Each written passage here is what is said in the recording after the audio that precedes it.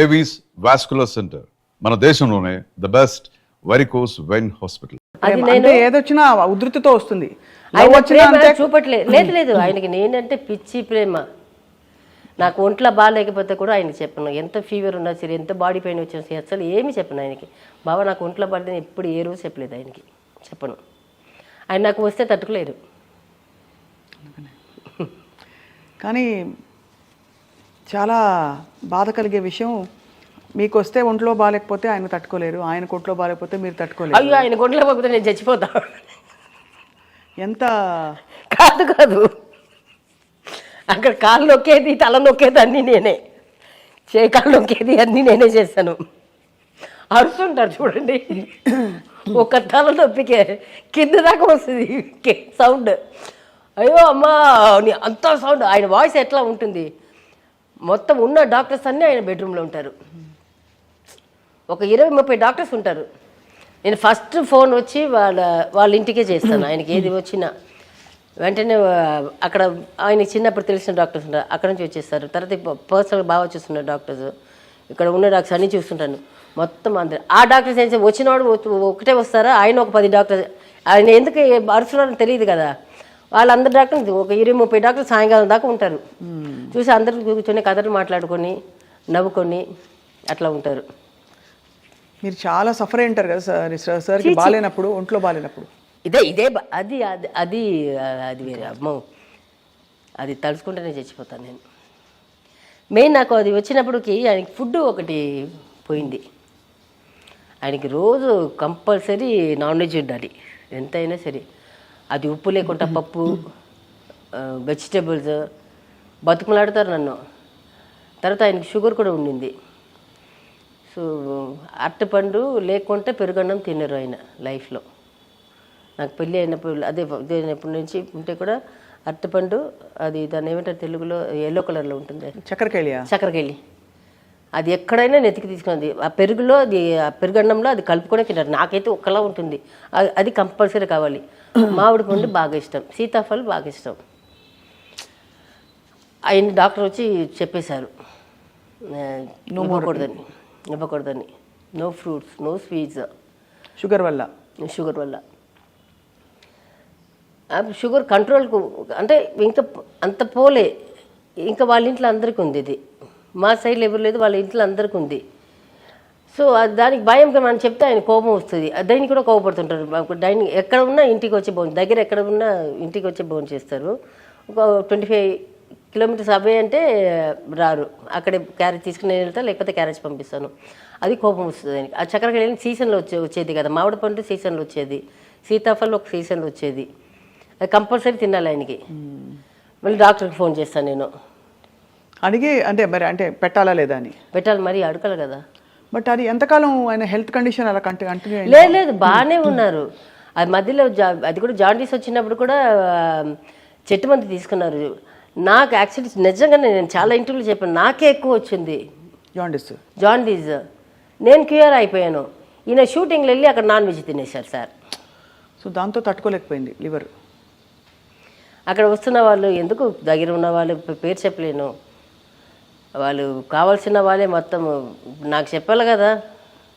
అంటే నేను వచ్చి కూర్చుంటాను కదా. నేను ఇక్కడ ఉన్నదాకా నేను ఇక్కడ ఉప్పు లేకుండా, ఇది లేకుండా, నూనె లేకుండా అది చేసి తీసుకెళ్ళి దగ్గర తినేదాకా అక్కడ ఉండి ఉంటాను. తర్వాత ప్రొడక్షన్ మేనేజర్ దగ్గర చెప్పి పెడతాను, నేను ఆయనకి క్యారేజ్ వెళ్ళకూడదు అని చెప్పి పెట్టేసి వచ్చేదాన్ని. అందరు భయపెడతారు. బాబాకి వచ్చి పర్సనల్ ఇదే ఉంటాడు, అతనికి రమణన్నకే చెప్తాను, రమణన్న వస్తే నాకు చెప్పండి, లేకపోతే వస్తే బూతులు తిడతాను చెప్పే పెడతాను. అందరు భయపడతారు. నాకు తెలియకుండా ఈ ఫ్రెండ్స్ వస్తున్నారు చూడండి, ఫ్రెండ్స్ వాళ్ళు వీళ్ళు ఉంటారు కదా, వాళ్ళు తీసుకొచ్చి పెట్టేయడం. అసలు వాళ్ళకి తెలియదా, లేకపోతే తెలిసే చేశారు. లాస్ట్లో ఇంకా బాగా కావాల్సిన వాళ్ళకి వాళ్ళు తాగడం కూడా ఇది చేసేసారు. నేను పట్టేశాను. అప్పటికి డ్రింక్ మానేశారు, ఫుల్ మానేశారు. మానేసి నాన్ వెజ్ ఇవ్వడం పోతే పాటు లొకేషన్లు ఇచ్చేసినట్టున్నారు. ఇది ప్యాకప్ అవుతుంది కదా, మనమేమో దగ్గరికి పోము. దగ్గర కొట్టి 2 పిల్లలు మధ్యలో పడుకుంటారు, ఆయన అక్కడ పడుకుంటారు, నేను ఇక్కడ పడుకుంటాను. వీళ్ళు వచ్చిన వాళ్ళు వెళ్ళడానికి మీకు రాత్రి 12:30 1 అవుతుంది.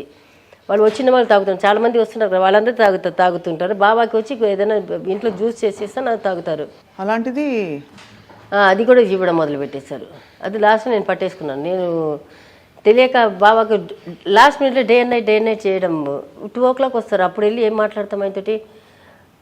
నేను భోజనం పంపించేదాన్ని, ఇక్కడి నుంచి పంపించేదాన్ని. రాత్రి అయితే ఉప్పు లేకుండా ఇడ్లీ కానీ దోశ కానీ ఉప్పు లేకుండా లైట్గా ఒక 1 gram ఇది సాల్ట్ ఉంటుంది కదా, అట్లా ఇది పెట్టేసి స్వీట్ అసలు లేకుండా అవన్నీ చూసుకునే కూడా అక్కడ తినేసి మనకి ఎట్లా తెలుసు. తిన్నా బావంటే తిన్నాను అంటారు. నేను క్యారేజ్ పంపిస్తాను ఇక్కడ ఇంట్లో నుంచి, వాళ్ళు అక్కడి నుంచి తీసుకుని చేయడం. ఇది డ్రింక్ పోసేసి ఉన్నారు. నాకు తెలిసి ఒక్కసారి దొరికిపోయారు, నాకు ఇంట్లోనే కింద దొరికిపోయారు. చెప్పారా, పోట్లాడారా? చెప్తే చెప్పకూడదు కానీ చెప్తున్నాను నేను, ఇప్పుడు దాకా చెప్పలేదు. వాడు వచ్చి నన్ను బూతులు తిట్టాడు. ఈయనేమో ఫుల్లో ఉన్నారు, ఆయనకి అప్పుడు అర్థం కాలేదు. నేను నెక్స్ట్ డే వచ్చి చెప్పొద్దు చెప్పినప్పుడు అప్పుడు ఫీల్ అయ్యాడు. అప్పుడు వాళ్ళు ఎవరిని ఇంటికి రాకూడదని చెప్పేశారు. ఒక 2 years దాకా రానివ్వలేదు. ఆయనే చెప్పేశారు. నేను చెప్పాను బాబా నువ్వు చెప్పి నేను వెళ్ళిపోతా. ఇప్పుడు ఆ వ్యక్తి ఎందుకు మిమ్మల్ని తిట్టారు? ఆయన దగ్గర కాబట్టి రక్తం పెట్టి తిట్టాడు నన్ను.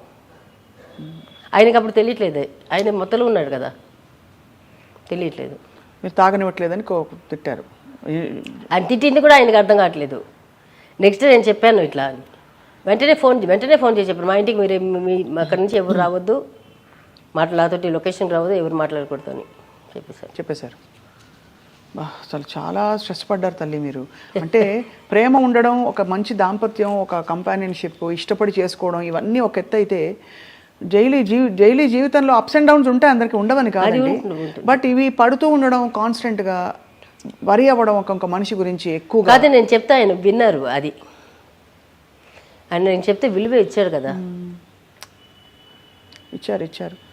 బట్ అక్కడి నుంచి ఇంకా డిటీరియరేట్ అయిందా, కండిషన్ అయింది హెల్త్? అప్పుడు తర్వాత వదిలేసారు. లేదు తర్వాత లేదు. ఒక్కసారిగా హెల్త్ ఎలా బెడ్స్ కొట్టేసింది శాంతి గారు? అది రాంగ్ ఇంజెక్షన్, నేను చెప్తున్నాను కదా. ఇంకా కూడా అంటే అది రాంగ్ ఇంజెక్షన్. ఎందుకంటే మేము అక్కడ వెళ్ళినప్పుడు కూడా ఆయన దానికి ముందు హాస్పిటల్ నుంచి వచ్చారు. అప్పుడు జాండీస్ ఉంది ఆయనకి. ఉల్లి సెకండ్ టైం అనుకోండి, థర్డ్ టైం అడ్మిట్ అయింది ముంబైలో కదా. ఇక్కడ హాస్పిటల్, దానికి ముందు ఇక్కడ హాస్పిటల్ కిమ్స్లో అడ్మిట్ అయ్యారు. అవును. వచ్చిన తర్వాత ఇక్కడ షూటింగ్ చేశారు. షూటింగ్ చేసిన తర్వాత ప్రభుత్వ షూటింగ్ ఉండింది, ఒక్కరోజు ఉండింది. అంటే బాబాకి జాండీస్ లేదు, కానీ అదే ఫుడ్ మెయింటైన్ చేయమని చెప్పారు. 6 months మీకు నూనె లేదు, ఉప్పు లేదు, షుగర్ కంట్రోల్గా ఉండాలి, బట్టి ఇది లేదు, అదే ఫుడ్. మీకు అందరికి తెలిసి ఉంటుంది, షుగర్ ఉందానికి అసలు ఎప్పుడు ముట్టుకోకూడదు. తర్వాత ఇది జాండీస్ అంటే మీరు అది పూర్తిగా క్యూర్ అయిన తర్వాత కూడా ఒక 6 months దాకా మనం మళ్ళీ ఒక నాన్ వెజ్ తినడం కానీ, ఇది తినడం కానీ, చేప ఒక్కటి వితౌట్ ఆయిల్ తినమని చెప్తారు జాండీస్కి. ఇది మాత్రం ఈయన పచ్చల మందు అంటారు కదా, అంటే మందు, అది తాగుతున్నారు. అది కూడా అతను కూడా చెప్పేశారు, వద్దు సార్ మీకు మంచిగా అయిపోయింది, కానీ ఇది మాత్రం ముట్టుకోద్దు, నాన్ వెజ్ మాత్రం ముట్టుకోద్దు అని చెప్పారు. మేము బాంబే వెళ్ళి ఫస్ట్ డే షూటింగ్ వెళ్ళారు, మంచిగానే వచ్చారు కదా. వచ్చారు, తర్వాత మళ్ళీ ఒక్కసారి రాంగ్ ఇంజెక్షన్ పడింది. అది మొత్తం దానికి ముందు ప్రభుత్వ చేసి వచ్చాము. ఒక అయిపోయింది. వాడు చూడండి, వాడు బాబా ఇదే ఏమో వాడు ఫోన్ చేసి ఒక్కరోజు అడిగాడు. అప్పుడు బాబా బిజీగా ఉన్నారు, షూటింగ్లో ఉన్నారు. మళ్ళీ అది కొని సాటర్డే అనుకుంటాను బాబా పోయింది. మళ్ళీ వాళ్ళతో మాట్లాడుకొని ఒక్కరోజు అది మిగిలిపోయింది, ఒక్కరోజు చేసుకుని వెళ్ళిపోవండి అని ప్రభుదేవ బాబాతోటి మాట్లాడాడు. నాకు కూడా ఫోన్ చేశాడు, నాకు కూడా అడిగాడు, మేడం ఇది ఒక్కరోజే మేడం, అది వస్తే అయిపోతుంది బాబా, ఇది అయిపోతుంది, అది ఒకటి ఎట్లా ఇది మిగిలిపోయింది అని చెప్తే వెళ్ళాము. అది ఇది దోమలు మస్కిటో బైట్స్ వల్ల జ్వరం వచ్చేసింది ఆయనకి. ఆ జ్వరంకి ఇంజెక్షన్ వేసింది, రాంగ్ ఇంజెక్షన్ వేసేసాడు. ఇంకా జాండీస్ కూడా కాదు ఇంజెక్షన్, అది జ్వరంకి ఇచ్చింది. హై ఫీవర్ ఉండిందంట. హై ఫీవర్లో వచ్చి ఇది ఎక్కించారు, సెలైన్ ఎక్కించారు. ఎక్కించలో నేను వెళ్ళినప్పుడు ఏదో వచ్చి అప్పుడు ఫీవర్ ఎక్కువ ఉందని ఏదో ఒక 2 ఇంజెక్షన్ వేశారు. ఇంజెక్షన్ వేసినప్పుడు మాట్లాడినప్పుడు ఇది కళ్ళంతా, ఇది టంగ్ అంతా స్లిప్ అయింది, ఇది అయిపోయింది. నేను అరిసాను, అరిచి డాక్టర్స్ డ్యూటీ డాక్టర్స్ వచ్చారు, నన్ను ఎల్లగొట్టేశారు. అదంతా అయిపోయింది. నేను ఒక 1 అవర్ ఒక 1.5 అవర్ తర్వాత నేను ఎట్లకో ఇట్లా ఐసీయూలో ఎట్లా ఉంటుంది, ఎంఐసీయూలో ఎట్లా ఉంటుంది అట్లా ఉంది. అది ఐసీయూలో కూడా ప్లేస్ లేదు, ఎంఐసీయూలో పెట్టారు. యాక్చువల్లీ ఐసీయూలో పెట్టాలి, ఐసీయూలో కూడా పెట్టాల్సింది లేదు, నార్మల్ బెడ్లో పెట్టేసి ఒక డ్రిప్స్ ఇవ్వాలంటే కూడా పెట్టేసి అదేమో ఐసీయూలో పెట్టారు, ఎంఐసీయూలో పెట్టారు. అది నేను మళ్ళీ వెళ్ళినప్పుడు చూసి మాట్లాడుతున్నారు, పిల్లలతో మాట్లాడారు. సడన్గా కళ్ళు ఇట్లా మూసుకొని పోయింది. సరే మళ్ళీ నేను చేసుకుని లోపలికి వెళ్ళి చూసినప్పటికి తుడుస్తున్నారు, బ్లడ్ తుడుస్తున్నారు. బెడ్షీట్ తీసి బెడ్షీట్ మారుతున్నారు. బెడ్షీట్ బ్లడ్ ఫుల్ బ్లడ్ అంతా ఉంది. ఇంకా ముక్కు కంటి నుంచి కాడింది బ్లడ్.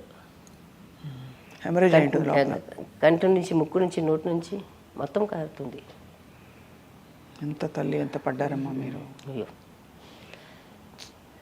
సరే, అప్పటికి నేను ఫస్ట్ ఫోన్ కూడా ఎప్పుడు వాళ్ళ ఇంటికే చేశాను. నేను ఫోన్ మా ఇంటికి కూడా చేయలేదు. ఫస్ట్ ఫోన్ వాళ్ళ ఇంటికే చేశాను. చేస్తే నా పిల్లలకు ఫోన్ చేసి టికెట్ వేయమని చెప్పారంట. ఇంట్లో అంటే ఎవరెవరు ఉన్నారు అప్పుడు? ఎవరో వాళ్ళ సైడ్ వాళ్ళ ఫ్రెండ్స్, వాళ్ళ ఇంటి వాళ్ళే ఎవరికో చెప్తే టికెట్ వేయమని చెప్పారా?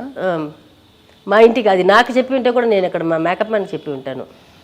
వాళ్ళు మా ఇంట్లో 2 పిల్లలే ఉన్నారు, ఇంకా నా తమ్ముడు ఉన్నాడు. వాడు కూడా అక్కడ వచ్చేసాడు. బాబాకి దీన్ని తెలియగానే వాడు కూడా వెళ్ళి వదిలేసి వచ్చేసాడు. ఫోన్ చేసి టికెట్ వేయమని చెప్పాడంట బాంబేకి. ఎందుకు నీకు ఒక 4000 రూపీస్ ఎంత అప్పుడు వేసుకొని రాలేవా? ముగ్గురు కలిసి ఎంత అవుతుంది?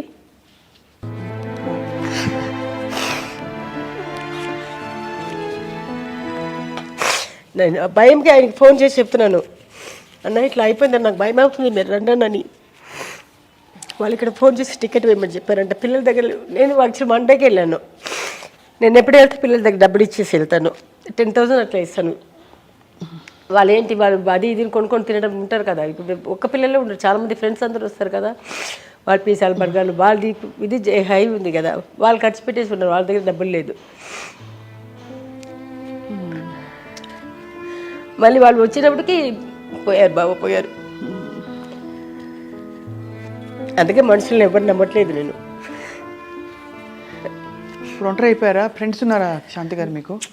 ఇప్పుడు ఈ మధ్యలో సినిమా అని చెప్పాను కదా, అంతే. అసలు ఎవరితోటి లేదు నాకు, నార్మల్గా ఫ్రెండ్స్ లేదు. వెళ్తే బాబా వాళ్ళ సైడ్ వాళ్ళ ఇంటికి వెళ్తాను, అది కూడా ఇప్పుడు ఒకసారి బాబా ఎక్కువ ఫోర్స్ చేస్తే వెళ్తాను. ఎక్కడ ఉంటారు వాళ్ళందరూ? బాలనగర్లో ఉంటారు. బాలనగర్లో ఇదే హైదరాబాదే.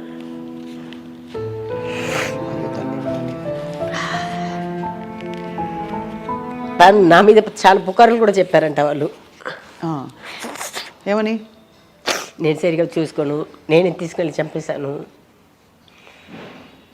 డబ్బుల కోసం ఆస్తి కోసం చంపేశాను అని చుట్టాల దగ్గర చెప్పడము నాకు నవ్వొచ్చింది.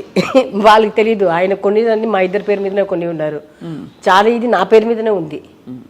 వాళ్ళు ఎవరికి తెలియదు, నా పేరు మీద కొనింది వాళ్ళకి తెలియదు. వాళ్ళు అనుకున్నారని ఆయన పేరు మీద పెట్టుకుని ఉన్నారని, అన్నీ నా పేరు మీద ఉంది.